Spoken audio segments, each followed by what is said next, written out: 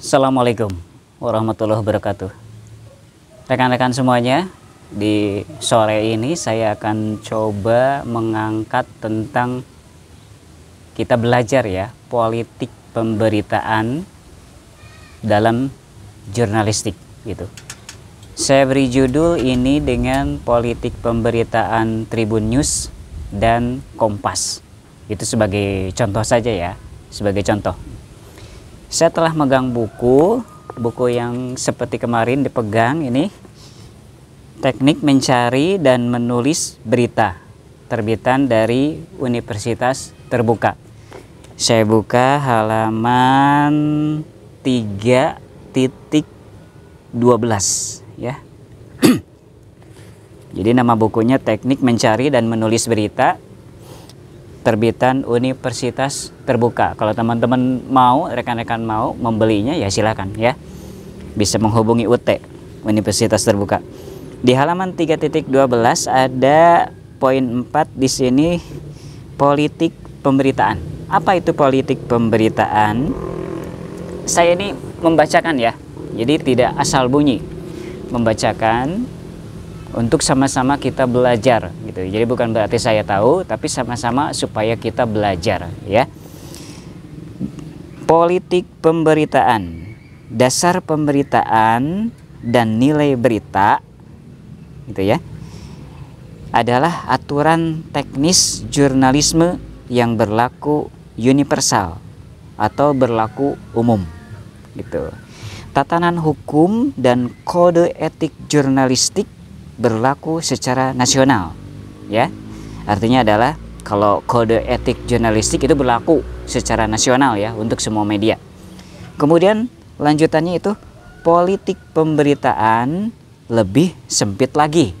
Jadi kalau untuk politik pemberitaan lebih sempit lagi penggunaannya, yaitu hanya berlaku di satu media atau satu grup media ya.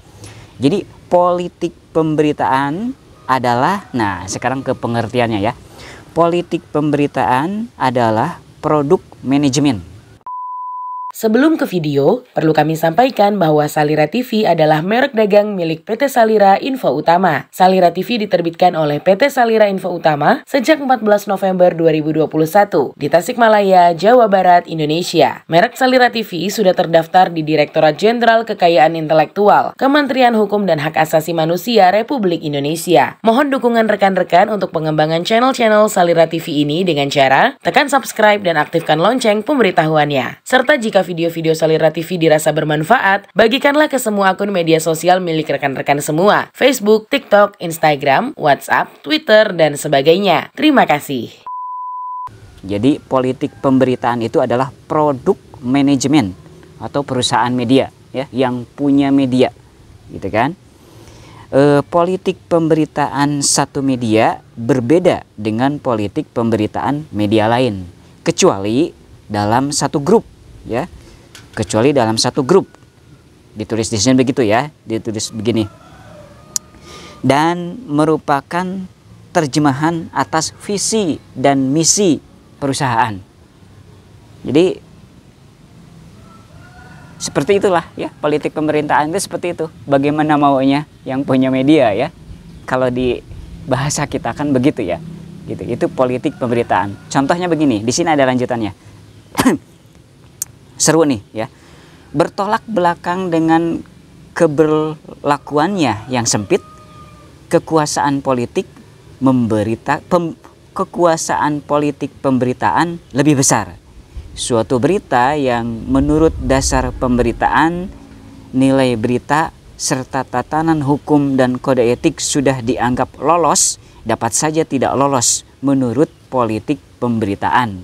Jadi misalkan ada berita gitu, menurut pandangan dari reporter itu yakin lolos tayang gitu kan, karena memang memenuhi syarat pemberitaan, kode etik jurnalistik dan lain-lain. Ternyata tidak lolos ketika di meja redaksi. Nah begitu, intinya begitu ya, maksudnya begitu gitu.